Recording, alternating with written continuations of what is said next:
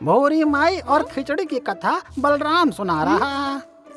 बड़े पंडा जी और महाराज जी तो जाएंगे खिचड़ी चखने वहाँ। हाँ? खिचड़ी का स्वाद तो मुझे भी चखना है। सिर्फ तुम्हें ही क्यों, सारे गांव वालों को चखाएंगे। अभी जाकर बट्टू काका और सारे गांव वालों को जानकारी दे दो। हम सब जाएंगे वहाँ और बलराम को नीचा दिखाएंगे। मैं अभी आप लोगों के लिए खिचड़ी लेकर आता हूँ।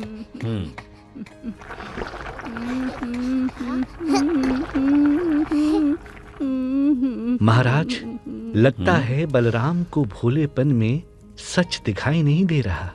ये खिचड़ी हमारे प्रभु जगन्नाथ खाएंगे, आपको लगता है? वो बलराम हमारे महाराज को गलत शलत खिलाकर उन्हें बीमार करना चाहता है। मैं ऐसा होने नहीं दूंगा। काका, आज तो उस बलराम को कोड़े पड़ने ही चाहिए। नहीं, उसे कारागार में 100 दिन बंद रखना चाहिए। माई, गजपति महाराज और मंदिर के बड़े पंडा जी आए हैं आपके हाथ की खिचड़ी खाने। क्या उन्हें थोड़ी खिचड़ी मिल सकती है? अरे क्यों नहीं बेटा, जगन्नाथ की कृपा से सब कुछ होगा। ये पूरी हांडी ले जा।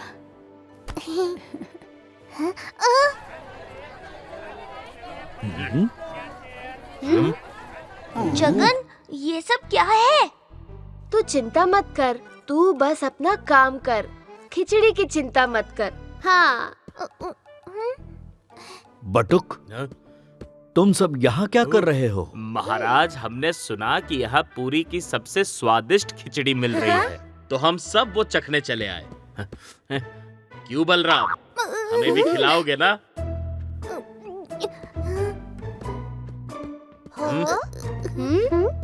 बलराम, पहले प्रजा को खिलाओ, मैं और महाराज बाद में ग्रहण करेंगे।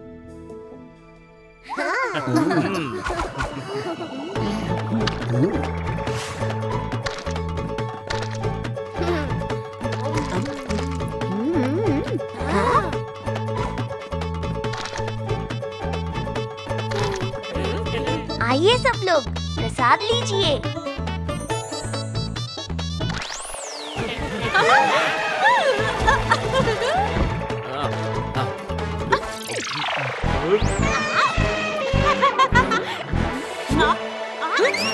अरे भोली, तुम्हें भी खिचड़ी खानी है? ये लो। खिचड़ी है इतनी कम, कैसे भरेगा इससे भोली का मन? ये खिचड़ी भोली ही क्या, सब लोग पेट भर के खाएंगे। जगन्नाथ प्रभु का प्रसाद है, कभी कम नहीं पड़ेगा। हाँ?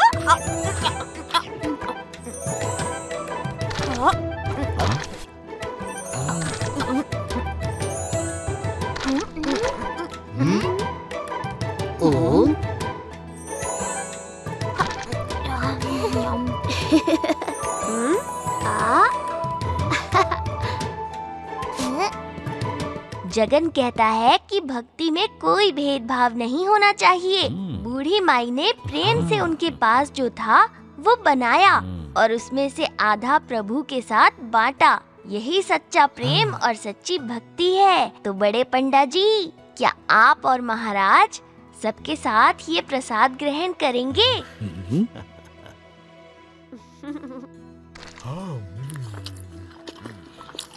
सच में इससे स्वादिष्ट खिचड़ी मैंने पहले कभी नहीं खाई।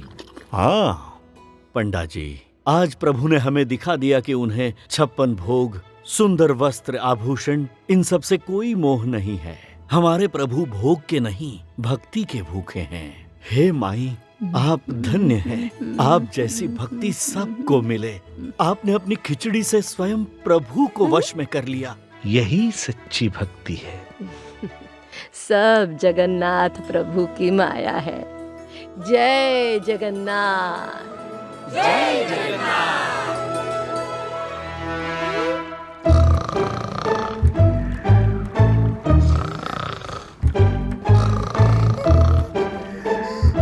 अरे जागना मत,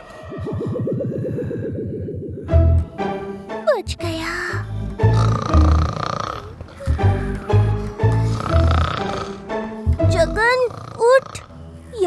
इतना सब हो रहा है और तू आराम से सो रहा है।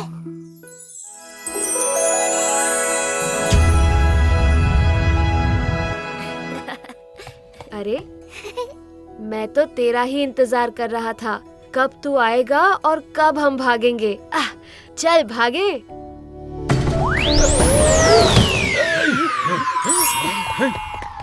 पकड़ो उसको।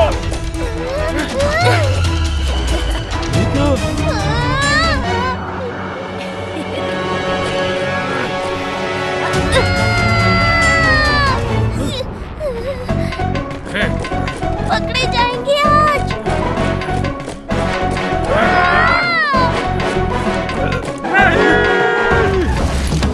मुझे तो नहीं छोड़ूंगा।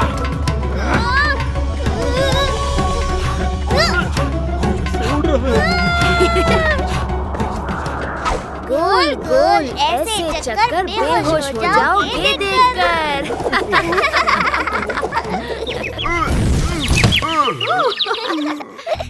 बहुत भूख लगी है, चल कुछ खाते हैं। मैंने सुना है आम के बगीचे में बड़े मीठे आम लगे हैं। सुबह चंदन का लेप और रात को आम की दावत। तू तो गर्मी के पूरे मजे ले रहा है। चल अब जल्दी से जाते हैं वहाँ। नहीं नहीं, वहाँ बहुत सैनिक हैं। पकड़े गए तो कोड़े पड़ेंगे। कुछ नहीं होगा, मैं हूँ ना। चल।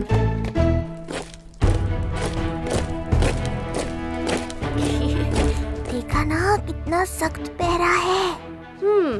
इतनी रात में इन्हें सोना चाहिए। इन्हें सुला ही देता हूँ।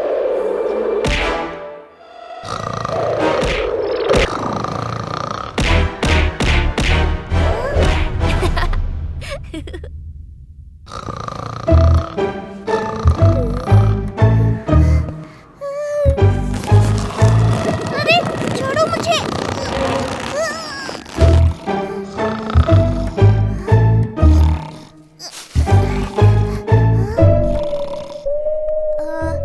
उल्लू महोदय, क्या मैं आपके पेड़ से एक आम तोड़ सकता हूँ अपने जगन के लिए? वो बहुत भूखा है।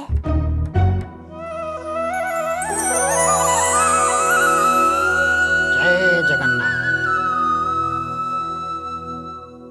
हाँ, तोड़ ले उसे।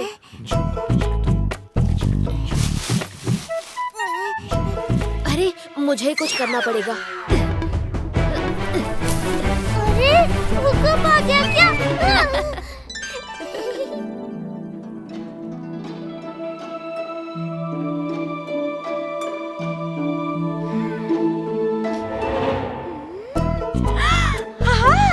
आम की इतनी सारी खुशबू, अब कैसे मैं खुद को रोकूं? अभी तो मजा आ रहा है, पर गांव वालों को पता चल गया तो? एक समय पर एक काम, जो होना है वो होगा ही। तो अभी से उसकी चिंता क्यों करें? आम खा, गुठलियाँ फेंक।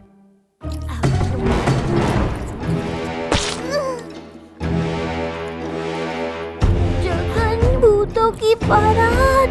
महाराज के पहले ये मार डालेंगे मुझे।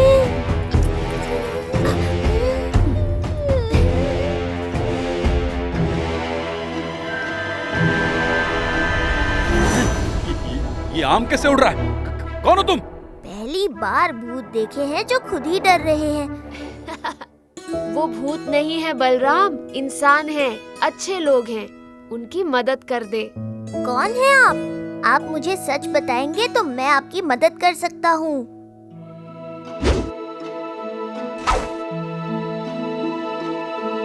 हम पड़ोसी राज्य के लोग हैं। एक दुष्ट राजा ने हमारे गांव पर आक्रमण कर दिया और हमें वहां से भागना पड़ा। हमारे पास न खाने को खाना है, न रहने को जगह, इसीलिए हमें खाने की चोरी करनी पड़ी।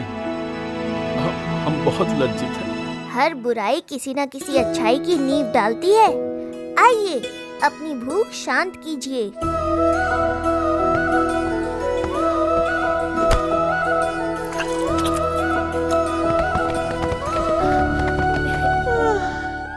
मैं थक गया हूँ बलराम, और मुझे नींद आ रही है। तू जा जगन, मैं इनको आम खिला के घर चला जाऊंगा। खुशबू तो और तेज होती जा रही है।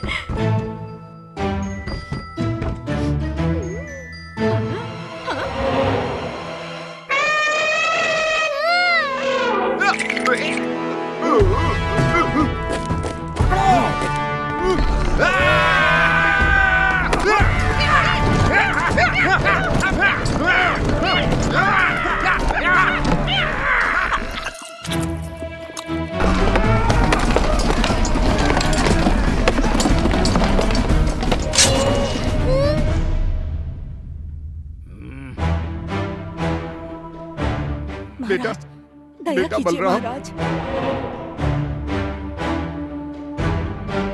महाराज, छानबीन के बाद पता चला है कि बलराम कुछ डाकुओं के साथ मिलकर हमारे जगन्नाथपुरी में लूटपाट मचा रहा था। नहीं महाराज, वो डाकू नहीं, पड़ोसी राज्य के लोग हैं और बेघर हो गए हैं, इसलिए उन्होंने ऐसा किया। वो जंगल में छुपे हैं।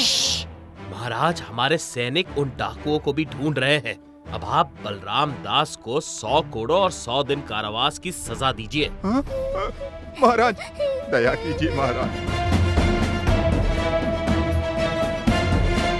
बलराम ऐसा नहीं कर सकता महाराज।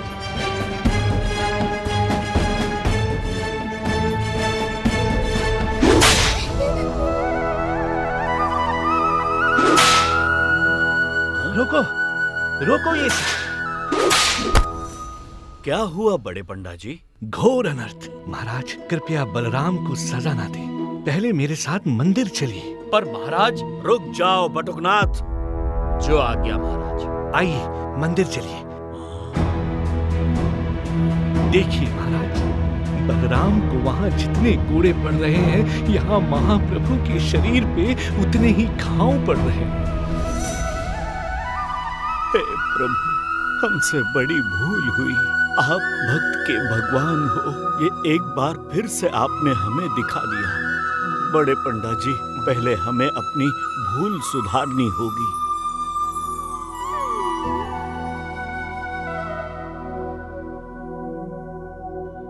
बलराम, हमसे बड़ी गलती हो गई बेटे। हमें तुम पे विश्वास करना चाहिए था। तुम्हें दी हुई सजा के लिए हमें घोर पश्चाताप है। इसके बदले तुम्हें जो चाहिए मांग लो। महाराज, मुझे कुछ नहीं चाहिए, परंतु आप अगर उन बेचारे गांव वालों के लिए कुछ कर सकते हैं तो बहुत अच्छा होगा। मैं समझ गया बलराम। आज से वे सभी हमारे अपने लोग हैं। अब से वे पूरी निवासी हैं। बटुक, उनके रहने का और कामकाज का प्रबंध करो। जो आज्ञा महाराज।